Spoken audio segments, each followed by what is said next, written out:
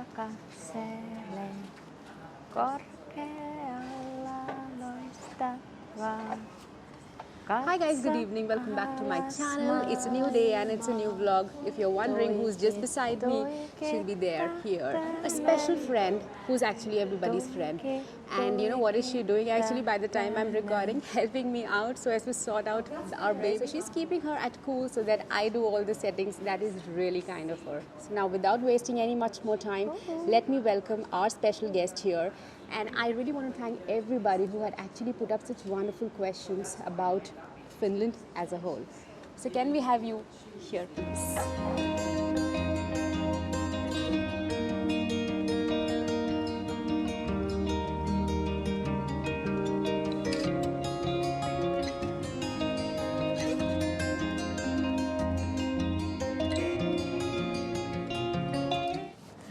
So, Vappu, Yeah. first of all, thank you so much for taking out time and coming out to the community and sharing your thoughts about Finland. But before we get just started, I really want to know that I think a lot of people know you not by Vappu, but by Her Finland. So what is this Her Finland and how did the concept of Her Finland arise and what is the story behind it?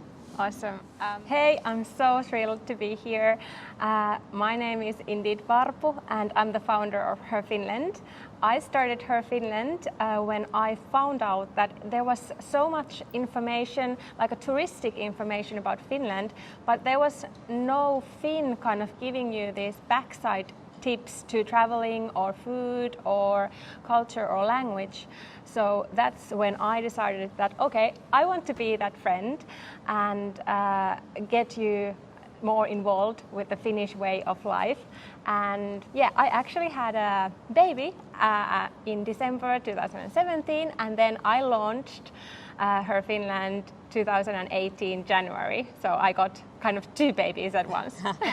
So this is what she expressed more about Her Finland. Yes, I definitely had this strategy of building this platform and channels to help the international community to get to know Finland better. And then it was just perfect timing that I was using all of the capacity in my brains to kind of launch this new idea.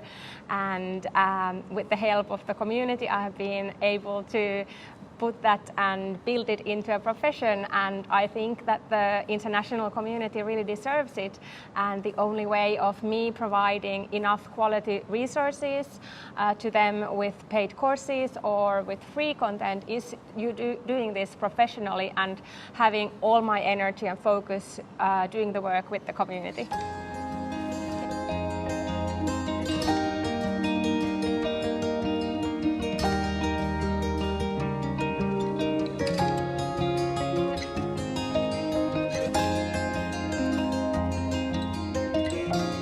So now talking about the Finnish food culture, I've also, because I follow your website and your blog posts as well, and I know that you are the cinnamon bun girl, right? Definitely. So what is a typical Finnish breakfast, lunch or dinner looks like, in your plate or when it comes to your family? Or is it like really different during weekdays or is it different during weekends? How is it like? Do you really prefer buying the food from the grocery store or do you like, preparing it by yourself? That's a great question. Well, for starters, breakfast is almost always a savory dish in Finland. We eat a lot of porridge here, or then it's like 2 slices of bread, and the one must ingredient that pretty much every Finn enjoys is coffee. Yes. I don't know how it's in India. Well, the black coffee with the milk, actually, I should say. Yeah. So we do that. So it's like more like for cappuccino or a latte that we enjoy. But yes, personally, I really like black coffee. So yeah. I shouldn't be saying that in front of a Finn, I guess, that I don't like black coffee. No, I personally like black coffee. Awesome. Yes. Right. And then for lunch, I really like the lunch culture in Work Life Finland, and I think that is a great way to build friends. If you are working in Finland, go and have those lunches with your colleagues. That is the easiest way to build those relationships. And so people have these lunch specials that is very affordable to go and have this kind of restaurant meal. So I would definitely also, if you're traveling in Finland, I would definitely, and if you're on a tight budget, I would focus on having lunch in a really great restaurant, and then maybe doing just a light snack in the evening. Okay. We do have some soups, then we almost always have some kind of meat dish or fish dish, but that being said, Finland is getting more and more into the vegan and vegetarian culture, and it's super easy to find any kind of vegetarian food, or if you're allergic to something. I think with my community, I get loads of like positive feedback that Finland is the best place to be if you are allergic to something, because Finns we are obsessed about marking everything, and everybody knows when there is some allergen and so on. Yes. So even when I see the menu, and the food menu, that is something really nice. You can see that it is labels. Gluten. Labels that it's without gluten, or it's non-spicy, or if you're allergic to this, it may contain allergic substances. So people are very much aware about it. That I'm particularly allergic to this, so I shouldn't be ordering this. So, and now coming to one question, which a lot of people have asked me through personal DMs, that dating Finnish girls or women, what tips do you have for people, that what all things they should keep in mind, be it youngsters or middle-aged men or even older men or women, whosoever. So what tips do you have, that they should actually take care while they want to date Finnish girls or women? That's a really good question. Well, first of all, the dating culture is different. For example, we watch a lot of American movies here, and you can see this, like when they say that people are dating, it means that you're dating multiple persons. Yes. In Finland, this is not, I wouldn't say this is popular, or you wouldn't at least say it openly.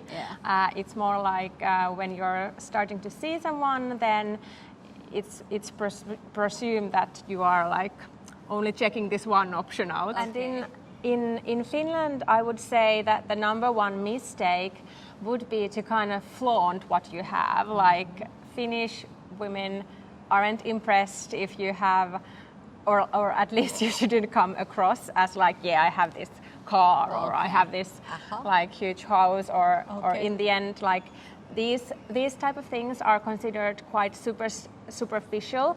So when you're getting to know someone, it's always a good idea to kind of take baby steps and ask a lot about the other person, and then be ready to ask a lot of questions, because in Finland we don't have of course every Finn is different, but sometimes we don't have this talkative culture, so it really demands that kind of effort, that you kind of make those questions and make the other person feel comfortable. And I think this goes for both genders. Right.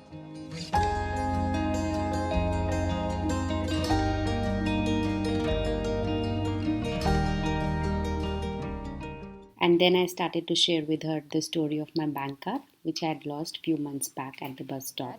A few months back, my card, my S-Pankki card, I left it, I think it just fell down from the jacket to the bus stop. And I realized it when I went to the shop, to the grocery store. I was just searching for it and I couldn't find it. But when I went home, it was there inside from that door letterbox, and the person didn't even say who the person was. And they just said there was a note, and it was just written, I found it at the bus stop.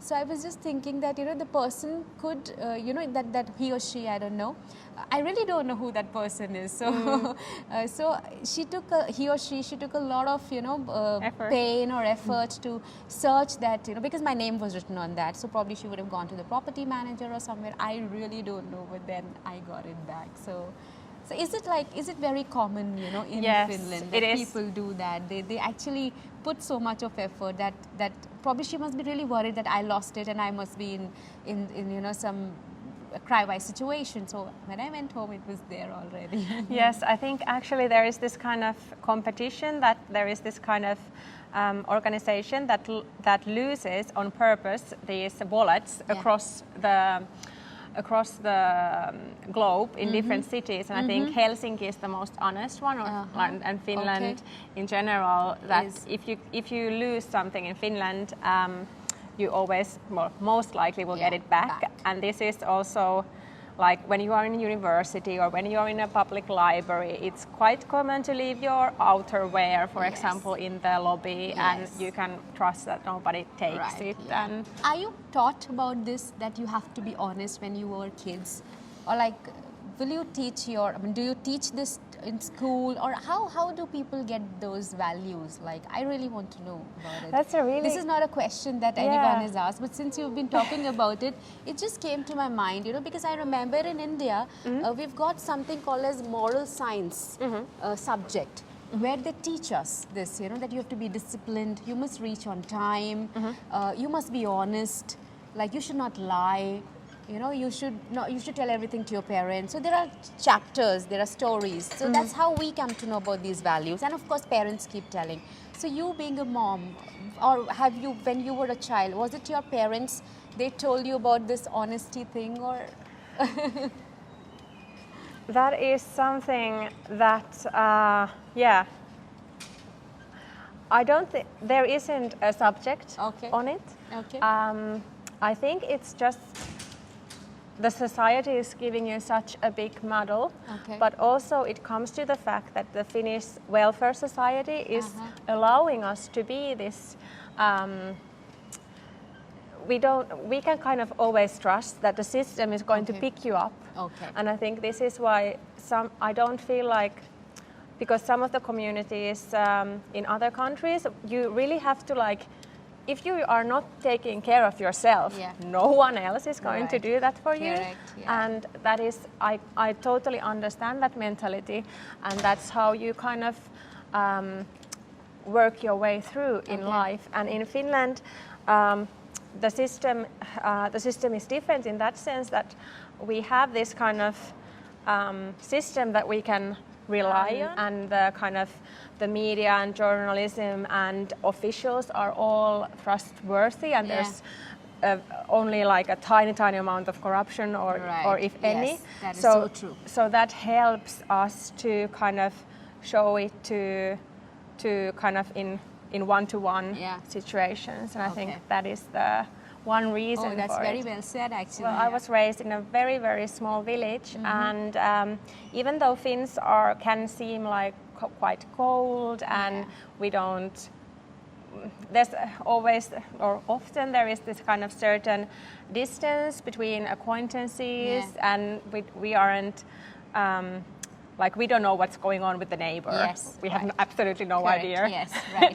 But then when it comes to showing example, I think those micro communities show really good example. Like, you can see that somebody is picking up the trashes of somebody else,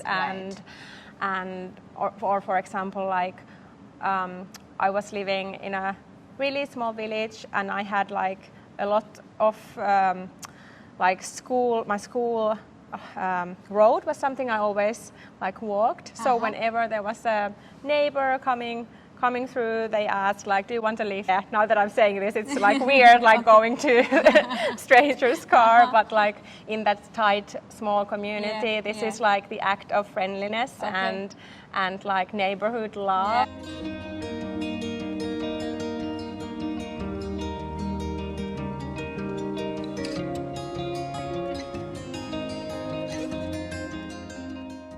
And you were also saying that you have been to India. Yes, I have been. Would you like to share something about it? Yes. Oh my gosh. So I have been 1 week in Delhi, and then, is it without the silent H? Yes. Right. Did I say it right? Yes, absolutely right. And then 1 week in Goa, and oh my gosh, it was one of the biggest experiences for me in the world of traveling. I think that everything between Finland and India is so different, and from the system, like everything I can see, and also like when I was thinking about the intersocial connections, and I think that there's like so many opportunities for Finnish companies and Indian companies to work together and really kind of find new possibilities and new opportunities when we would kind of clash these two different point of views. Points, exactly. Yes, right. Yeah, so I'm super like fascinated about that. Okay. And do you really like Indian food, or also in really food, definitely. Okay. So what did you really like apart, did you like the services or the hotels in India, like when you were in Goa?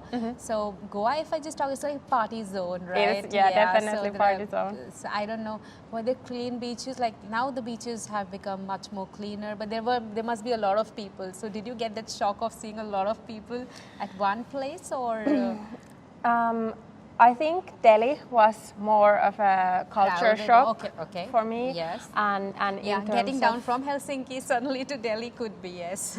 Yes, and also, so this happened more than 10 years ago. Okay. I was in my 20s, early 20s, and we were living in like a student hostel and so on, and it was a really good opportunity to kind of interact with the local culture and understand those ways, and also kind of I really liked how welcoming and friendly all of the people I met there were.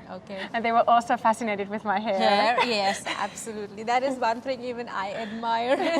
You know, when I was like working in the pharmacy, so they used to, I mean, of course they were all Finns, so they used to tell me we like the curly hairs, and I said no, I just hate them. I love your hairs and the blonde color hairs. I just love the straight and the silky hair. So that is how, like you said, so much difference. Yet, so when these two opposite things would meet, I'm sure they're going to create something really nice. Yeah. But then on the other hand, I feel like Finns, or like maybe it's also my bubble, because I'm like a master's in science, so I'm an engineer. But then also you have this kind of like more technical background. So I feel like Indians and Finns, we have that kind of engineer brain, many of us. So I think there is also like similarities. Yes, absolutely. Yeah. Right. So now coming down to, now we'll be approaching winters very soon. Summers are short but beautiful, of course. So talking about something, winter clothing, I think it's very important. A lot of people want to know that what are the right winter clothings that are actually required for this particular season, because myself, I have landed up purchasing wrong clothes for myself. So what tips do you have? Like, is it that every city, or like when we go to north, it's going to be a different clothing. When we are going to be here in Helsinki, or maybe in Tampere, or in the southern region, it's going to be different. Any tips or anything you have, what people should do, or when it comes to winter clothing? I think I have 3 tips for you. So number 1, quality like outerwear. What you're wearing outside, your jacket and your insulated pants, they are the most vital. Then number 2, have good waterproof winter boots.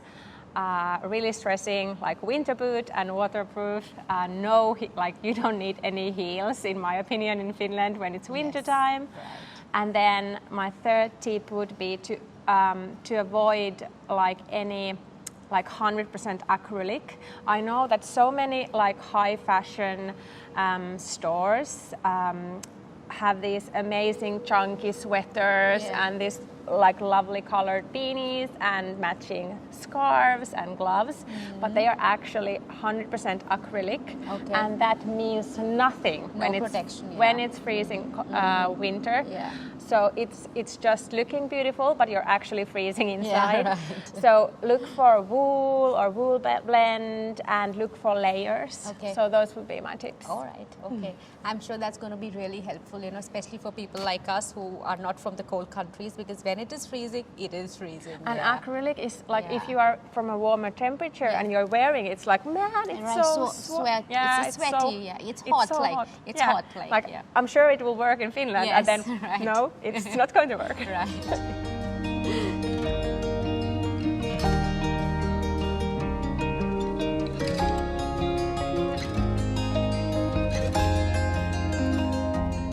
So, Varpu, a lot of students, come here for studying. So, another thing that, one of our person in the community had asked us that, is there a criteria of selecting a university? Because people sitting in different parts of the world who want to come and study here, they really do not know which university is good, which is bad.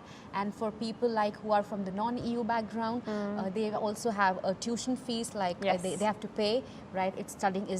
Education is not free. So, for people how do Finns or how have you actually thought that I will have to go to this particular university? Is there a website that actually gives you any ranking, or how is it? How do you choose a university? Yeah, I feel like this is very different from many other countries in Finland because all Finnish universities or Finnish universities with applied science, they are really, really good quality. So I think Finns lack this kind of you need to rank to go for certain schools. Okay. I know some countries have it as early as preschool. Right. They start thinking okay, I need to get to this preschool and I need to get to this high school and so on. Yes. So we don't have this culture in Finland at all. Okay. So choosing a university is super easy in Finland. You are not looked down no matter any university you pick in Finland. Yes. So this is fantastic news for someone who is coming outside. Yes. So there are definitely those fees for non-EU students, and those I would suggest that you carefully check out those, because most of the universities actually have a really good discount if you are just on time with your studies, and it's going to slash the price in half. Or even in Helsinki, which is, I think Helsinki is popular because it has so much people and activities and parties and so on. So then the prices for universities are a bit more higher. Yes. But then even for Helsinki area, with some schools you can get 30 to 50% off. Yeah. And if you go to other parts of Finland, you will get the tuition fee is less. Yeah, right. But yeah, definitely it's really safe to say that if you are interested in Finland, you can safely pick whichever university sounds good for you, which you feel like I would like this field, and this is the most exciting classes for me, then just go for it, and I'm sure the quality of the education is really good. So now we are almost towards the end of our conversation. I think it's very important to talk about sauna, right? Yes. Yeah. Not talking to sauna about a Finn, I think will not be right. So I think, and everybody has their own sauna story. What is your sauna story? Yes. Sauna is the one thing in Finland. Yes. So with my family, we throughout my childhood we went to sauna every Wednesday, every Saturday, just like many Finns do. Yeah. So 2 dedicated sauna days in a week. And nowadays I feel like through my work, I have had this opportunity to go deeper into the ancient history of Finns and mythology and so on. And I have dived deep into this folk healing and what sauna has been, this kind of really this amazing kind of home hospital for Finns. And you have so many of these. For example, the tradition of beating your skin gently with the branches Yes. of different trees, and those different trees have different meanings. Yeah. So for example, if you use one tree, it's going to help you to be a better lover. Okay. Or one tree, it's going to help with your like pains. Yeah, okay. So okay. I'm really excited about stuff like this. Uh-huh. So do you actually used to pluck them from the, like you used to get those leaves from the the forest? Yes. Oh wow, yes. Okay. Yes. Because I just see them nowadays at the grocery stores. Yes. Yeah, but then you would probably know that which one of them are, you know, and then you pluck them from the forest, and then when you go to sauna, you would just use Yes, them. Wow, the lovely. most common branch to hit yourself with, Yeah. or hit your family members, Yeah. so it's really gently, would be birch. Yes. This was like the ancient days soap, because it has a really good smell that's going to be on your skin, and then there is also this kind of vitamin boost even. Okay, so it has a lot of health Yeah. benefits as well. Yeah, it's All amazing, right, like okay. that whole world. Okay. And then you also go to, like you said, Wednesdays and Saturdays. So that means sauna was not only for winters, even for summers and for spring. It used to be throughout the Yeah, year. That throughout. And now coming to the last question, that is about what some of the things, you know, that you would like to share, that when you leave the country, or leave means when you come here maybe as a tourist, what would you suggest people that they should carry home, you know, either for their family or for their friends? Okay, so I would suggest buying kuksa. Kuksa is a wooden like carved mug out of wood, and this is a really this kind of, so Finns are really attached to the nature, and this is this kind of mug that you have on your hikes or on your forest trips, and then you drink water or coffee from it. Lovely. Okay, so anybody who is coming to Finland should check out this kuksa. Probably I could remember what are you trying to say, but then now I at least know what is it called in Finnish. So yeah, thank you so much for that. Thank you. All right, so it was really nice talking to you, Varpu. You too. Yes, it was so much fun, and I hope you all got the answers that you were looking for.